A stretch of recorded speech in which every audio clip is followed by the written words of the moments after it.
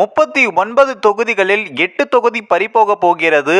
அவசரமாக அனைத்து கட்சி கூட்டத்திற்கு ஸ்டாலின் அழைப்பு.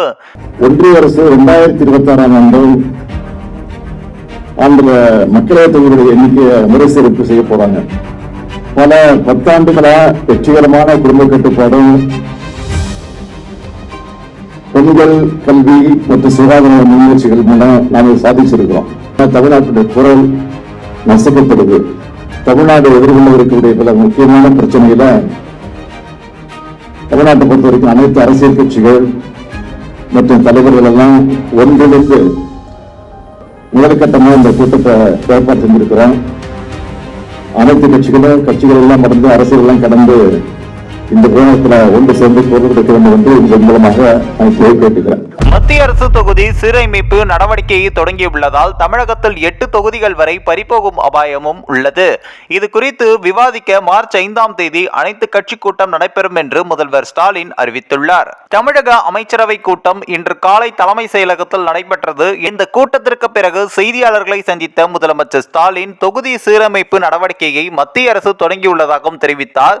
இதன்படி தமிழகத்தில் உள்ள 39 தொகுதிகளில் 8 தொகுதிகளில் பறிபோகும் நிலை ஏற்பட்டதாகவும் கூறினார். எனவே இது தொடர்பாக ஆலோசிக்க தேர்தல் ஆணையத்தில் அங்கீகரிக்கப்பட்டுள்ள 40 கட்சிகளுக்கு அழைப்பு விடுக்கப்பட்டுள்ளதாகவும் கூறியுள்ளார். அதன்படி மார்ச் 5 அனைத்து கட்சி கூட்டம் நடைபெற உள்ளதாகவும் கூறினார். தமிழகத்தில் குரல் நசுக்கப்படுகிறது. இது மாநிலத்தின் உரிமை சார்ந்த பிரச்சனை. தொகுதி சீரமைப்பு நடந்தால் 31 தொகுதிகள் தான் தமிழகத்திற்கு கிடைக்கும். தென்னிந்தியாவில் தலைக்கு மேல் கத்தி தொங்குவதாகவும் தெரிவித்தார். மேலும் தமிழகத்தினுடைய கொள்கையை வலியுறுத்த வேண்டும் என்றால் தொகுதிகள் முக்கியம். மும்மொழி கொள்கை, நீட் பிரச்சனை உள்ளிட்ட அனைத்துக்குமே எம்பிகள் அதிகமாக இருந்தால்தான் தீர்வு கிடைக்கும். எனவே இது தொடர்பாக ஆலோசிக்க அனைத்து கட்சி கூட்டத்திற்கு அழைப்பு விடுக்கப்பட்டுள்ளதாகவும் தெரிவித்துள்ளார்.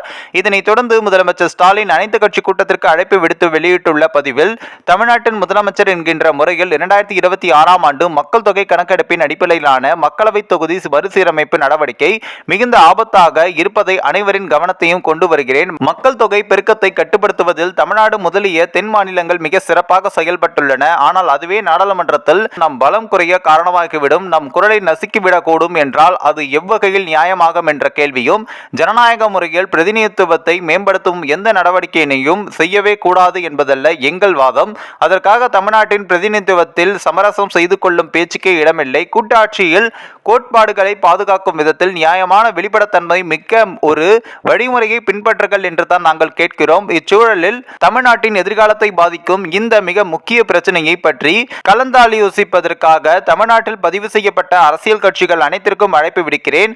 நம் தாய் நாட்டின் எதிர்காலத்தை காக்க கட்சி வேறுபாடுகளை கடந்த ஓரணியில் திரள்வோம். சூழ்ந்துள்ள ஆபத்தை நாம் ஒற்றுமையால் வெல்வோம் என்று முதலமைச்சர் ஸ்டாலின் கூறியுள்ளார். இந்த ஒரு வீடியோ குறித்து உங்களுடைய கருத்துக்களை நீங்க மறக்காம கமெண்ட்ஸ்ல சொல்லுங்க. நம்ம ஏஷியாநெட் நியூஸ் தமிழையும் தொடர்ந்து ஃபாலோ பண்ணுங்க.